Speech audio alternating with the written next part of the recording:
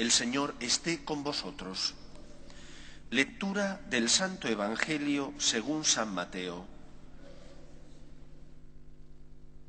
En aquel tiempo, al llegar a la región de Cesarea de Filipo, Jesús preguntó a sus discípulos: ¿Quién dice la gente que es el Hijo del Hombre? Ellos contestaron: unos que Juan el Bautista, otros que Elías, otros que Jeremías o uno de los profetas. Él les preguntó: ¿y vosotros quién decís que soy yo? Simón Pedro tomó la palabra y dijo: Tú eres el Mesías, el Hijo de Dios vivo. Jesús le respondió: Dichoso tú, Simón, hijo de Jonás, porque eso no te lo ha revelado nadie de carne y hueso, sino mi Padre que está en el cielo. Ahora te digo yo, tú eres Pedro, y sobre esta piedra edificaré mi iglesia, y el poder del infierno no la derrotará. Te daré las llaves del reino de los cielos. Lo que ates en la tierra quedará atado en el cielo, y lo que desates en la tierra quedará desatado en el cielo. Palabra del Señor.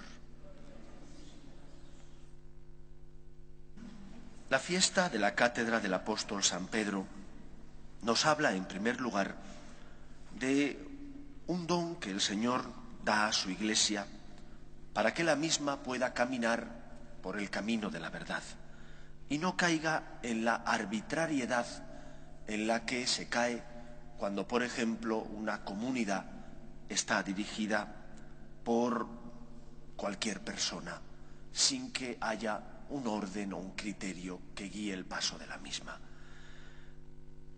El cristianismo está formado por distintas confesiones. Hay un tronco común, que es el catolicismo, y de ese tronco común se separaron en distintas épocas de la historia de la Iglesia el resto de ramas o de confesiones. Primero fueron los ortodoxos, después la Reforma luterana, después los anglicanos y después vinieron otros. Cuando uno lee o habla con alguna persona de otra confesión cristiana, en el fondo, aunque muchos critiquen la figura de Pedro y por lo tanto de la jerarquía de la Iglesia, en el fondo la añoran. La añoran porque tanto Pedro como el resto de los obispos, la jerarquía eclesiástica, hace que la Iglesia católica tenga un mismo rumbo y no haya distintas voces discrepantes, de forma que cada uno pueda decir lo que le apetece, sino que la verdad revelada, la Sagrada Escritura, es interpretada de forma equilibrada y al unísono, de forma que no hay distintas voces que la interpretan cada uno como quiere, sino que hay una misma línea común. Por eso es un don de Dios, tanto el Papa como los obispos, jerarquía, que han sido instituidos para servir al pueblo de Dios, nos ayudan a caminar todos a la par. Eso es lo primero que tenemos que entender. La jerarquía no es algo que el Señor creó para limitar nuestra libertad, sino al contrario. Dios la instituyó a Pedro y a sus compañeros para que sirvieran al pueblo de Dios.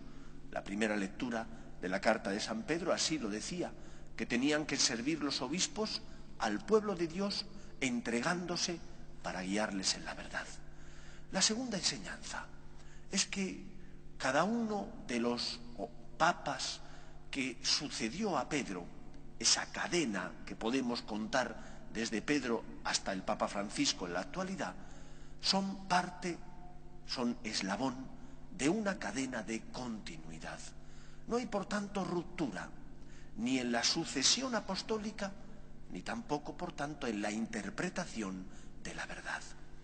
Cuando uno visita el Prado, o visita el Louvre, o visita cualquiera de las otras pinacotecas que hay en el mundo, se da cuenta de cómo esos cuadros mantienen su esplendor, porque hay detrás un equipo de conservadores, que tiene como finalidad mantener la belleza que el autor plasmó en el óleo. La tarea del conservador no es cambiar el cuadro, sino intentar que no pierda esa belleza original. tiene que limpiar para intentar que ese cuadro siga expresando aquello que el autor quiso expresar mediante las pinceladas. Por esa razón, el Papa y los obispos tienen como finalidad la de conservar el depósito de la fe. Y es una suerte saber qué tengo que vivir, cómo he de interpretar la verdad revelada, de manera que el Papa y los obispos no pueden hacer lo que quieran. Su tarea de conservación implica que tienen que intentar conservar ese depósito de la fe para que no sea maltratado, para que sea esa verdad revelada, explicitada, para que sea purificada también del polvo que el paso de los años a veces hace que se deposite sobre la obra de arte. La tarea del Papa y de los obispos, por tanto, no es una tarea de que ellos son los dueños de la verdad, es una tarea de conservar esa verdad y, por lo tanto, tendrán que pulir, que limpiar, que quitar aquello que el paso del tiempo ha ido depositando sobre esa verdad para que resplandezca e ilumine a las personas. Primera enseñanza, la fiesta que hoy celebramos, la jerarquía, es un don de Dios que nos ayuda a conocer la verdad. En segundo lugar, la misión del Papa y de los obispos no es la misión de hacer lo que quieran con la verdad, sino, al contrario, de conservarla para que ilumine, para que vuelva a tener la luz de su esplendor.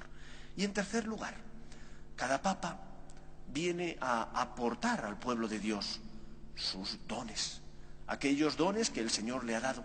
Y por lo tanto, el actual es complementario con los anteriores.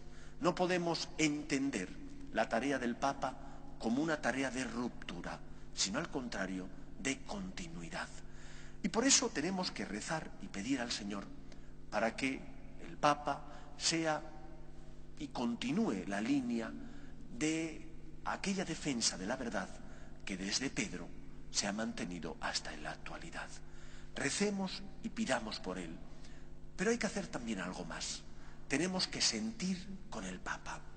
San Ignacio de Loyola, fundador de los jesuitas, estableció el cuarto voto de unidad con el pontífice, porque para él era fundamental sentir con el Papa, caminar a la par de aquel que fue nombrado por Cristo, como hemos leído en el Evangelio, como su vicario. Te daré las llaves del reino de los cielos, lo que ates en la tierra quedará atado en el cielo, lo que desates en la tierra quedará desatado en el cielo. Por eso tenemos que sentir con el Papa. Cada pontífice es un don de Dios para la Iglesia y pone sus dones para iluminar el tiempo presente, en clave de continuidad, pero pone sus dones. Y hemos de escuchar nosotros la voz de nuestro Padre, el Papa, en este caso del Papa Francisco, para entender que el Señor nos hace o nos indica que tenemos que caminar con Él y que por lo tanto hemos de dejarnos guiar también por Él. El Papa Francisco tiene un empeño en hablar de la misericordia, en salir a las periferias a buscar a aquellos que no han conocido todavía la misericordia de Dios. Sentir con el Papa significa sentirnos llamados también a ver qué podemos hacer nosotros en la periferia de nuestra vida, con las personas que no practican, qué podemos hacer para llevarles la misericordia de Dios. En clave no de ruptura con el pasado, sino en clave de continuidad con la misión de los pontífices que le precedieron. Recemos por él, pero también sintámonos llamados por Dios para aplicar aquellas peculiaridades que cada pontífice tiene, porque ha sido escogido por Dios precisamente para eso, para que ponga en juego sus dones y talentos. Sintamos, como decía San Ignacio de Loyola, con el Papa, que es el vicario de Cristo, no es el dueño de la verdad, sino que es aquel que tiene que conservarla para que luzca e ilumine las conciencias de los hombres. Que el Señor nos ayude. Nos ponemos en pie.